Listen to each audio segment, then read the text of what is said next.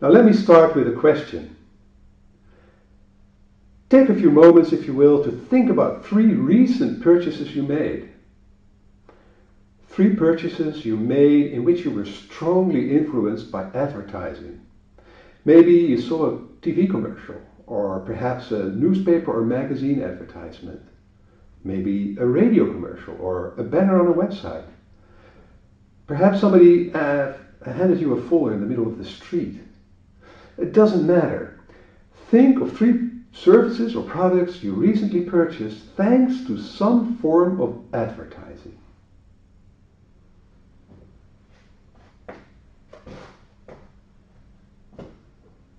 Did you manage to think of 3 things?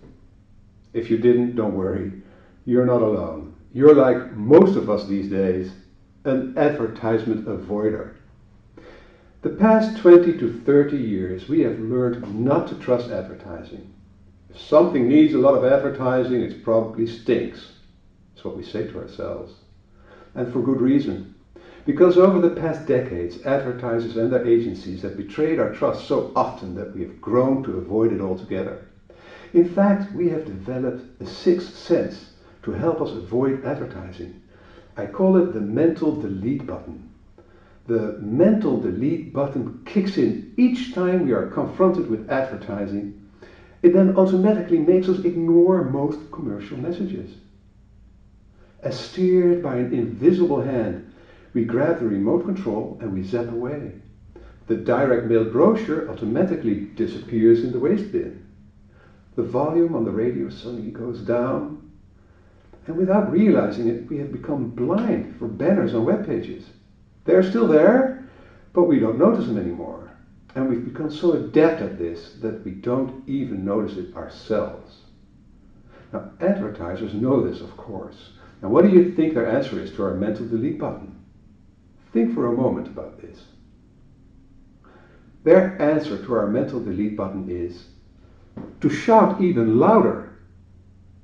Have you ever noticed that during TV commercial, the sound of your television is suddenly louder? Have you ever noticed that a banner on a website suddenly takes over the whole page? Has your mailbox maybe been filled up with advertisement folders recently?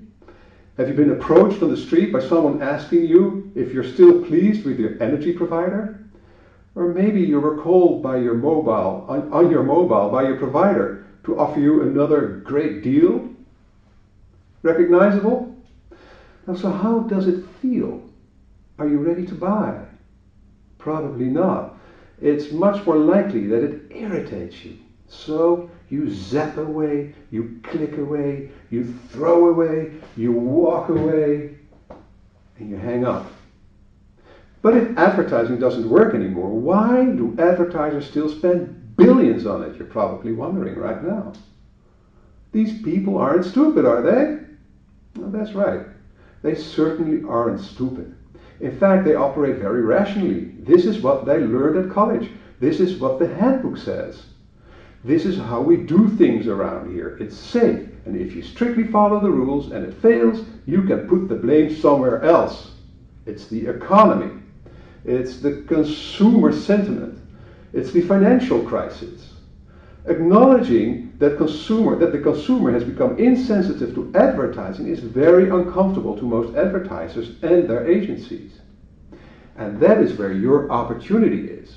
If you learn to communicate with potential clients in a way that does appeal to them, if you manage to build a relationship with them based on mutual trust, how big do you think your advantage will be over your competitors that are still advertising in the traditional way?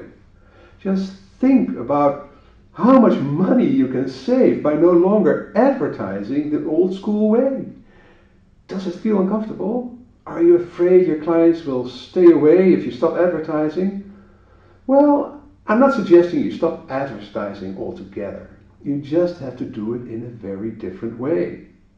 Successful marketeers today are able to engage in real conversations with their target audience. Conversations that bring value to their audience each and every time. And what do they achieve this way? Exactly. Trust. And yes, it is far more uncomfortable than advertising, because advertising is done through directives, focus groups, market research. Conversations, however, come from the heart. See, the problem with traditional advertising, I call it old school advertising, is that it tries really hard to convert total strangers directly into customers. And that is really difficult, as we've seen. And it costs enormous amounts of money. And that is why I plead for a new way of marketing. I call it new school marketing. Marketing that is all about building lasting relationships. And what does lasting relationship yield for you? Exactly. More revenue at lower cost, and above all, more satisfaction. Your work will be more fun and more profitable. Now here's how it works. With new school marketing, you start by turning strangers into friends. By doing something unselfish. By giving away something of value. And with friends, I don't mean people who you invite over to your home for dinner. Just people who've become sympathetic to your brand. Now then, you turn these friends into customers by showing them how much added value their relationship with you has for them. And next, you turn these customers into fans by providing them with excellent service, by delivering more than you promised. And here it comes. These fans, these ambassadors, in their turn will generate a stream of new strangers that are now much easier to convert to friends. And thus the circle is complete. You've created your own sustainable marketing ecosystem that can generate considerable growth. So how does this new marketing work? Well, there are three pillars under the new school marketing system. The sustainable website, conscious content creation, and sensible social media. Let's start with a sustainable website. Now, let me ask you a question first. Have you ever had the experience that your website was so out of date, so neglected, that you were embarrassed to show it to anyone? So in the end, you had to commission a completely new website. And after 2 or 3 years, did the same happen with that website too? Is it recognizable? I call this the boom-bust cycle. And most organizations follow this cycle. The sustainable website lets you break this spiral because it is set up in a future-friendly way. The sustainable website has a core platform that strictly separates the code base from the presentation layer and the actual content. The content is very structured and available through a content API.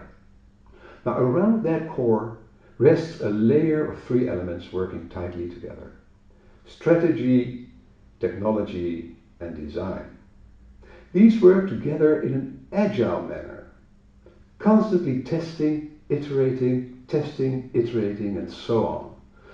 And this way, the website is constantly improving in small steps. It's the opposite to the boom-bust cycle. The site is never out of date, never neglected. You will never have to do a major redesign with all the risks involved anymore. Just remember, there are 5 reasons to make your next website redesign your last one, by making your next website sustainable. First, you absolutely save a lot of money in the long term. Second, you can much easier measure results of one small change than of a complete redesign. Third, people resist change. This way, you can take your users by the hand step by step. 4, a higher frequency of smaller innovations gives you many more opportunities for publicity than a big reveal every 2 or 3 years. And 5, your visitors will have many more reasons to revisit your website. So your visitor retention will improve considerably. Now, the next pillar under the new school marketing system is conscious content creation. And let me explain conscious content creation by using an acronym. Content. Okay, let's start with the C. Conscious content creation conveys value to the audience. Always make sure that the content you give away to your audience is of great value to them. Next, the O. Conscious content creation obeys your organization's long-term goals. So your content not only is of value for your audience, but it also aligns nicely with your own goals. The N. Conscious content creation nurses expertise, authority, and trust, meaning that your content always has to further your reputation as an expert, an authority, to build trust. And then the T. Conscious content creation is timely published to a schedule. Make sure you stick to a publishing schedule, be it daily, weekly, bi-weekly, or monthly. This is very important. But very few organizations manage to do it. And then the E. Conscious content creation efforts need to be feasible, meaning that you have to make sure that you can manage the amount of work that needs to be done. Don't make plans that are not realistic for your team. At the N, conscious content creation needs time to get traction. If you don't see results within a matter of weeks or months, don't panic. They will come. It may take months, it may even take 1 or 2 years, but if you persist, success will be yours. T, conscious content creation tells an engaging story. People love stories, so tell them yours in an engaging way. Now moving on to the third pillar, sensible social media. And another acronym, SENSE. Sensible social media sense where your audience is, meaning that you reach out to your audience in the social media platforms that they use most. For me, for example, that is LinkedIn. I have a business-to-business audience, and especially in the Netherlands, the best medium to find and connect with professionals is LinkedIn. But for your organization, it may well be Facebook or Twitter or Ning or Pinterest. Anyway, that's the first thing you need to find out. Next, there's the E. Sensible social media exhibits understanding of your audience, meaning that you always show your awareness with your audience needs. You speak their language. You address their problems. Then the N. Sensible social media never abuses, but also it isn't too modest. What I mean by this is that you don't spam your followers, of course, but you also shouldn't be too modest. Be seen, be noticed, but always be likable. And the S, sensible social media serves value with every touch. Make sure that every post, every status update brings value to your audience, and they will never get bored or worse, irritated. Now, of course, you can't please everyone. But if you bring value to your audience, most will really appreciate it.